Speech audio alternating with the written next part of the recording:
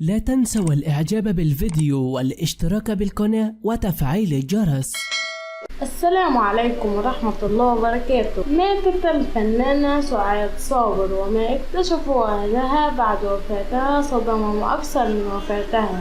لن تصدق من تكون سعاد صابر التي توفيت اليوم في مستشفى الرباط. ستبكيك حتما. سعاد صابر ممثلة مغربية شاركت في عدة أفلام ومسلسلات مغربية، وهي من الممثلات الأكثر تقديرا في المغرب لما لها من سنين خبرة، خاصة في التلفزيون المغربي. تاريخ ومكان الميلاد 1950، العمر 75 سنة. ولدت في الدار البيضاء بالمغرب، وقد عانت سعاد صابر من مرض خطير أدى إلى وفاتها، ولم يتم الإعلان حتى الآن عن المرض. والله يرحمها ويغفر لها ويسكنها فسيح جناته. وفي الأخير السلام عليكم ورحمة الله وبركاته.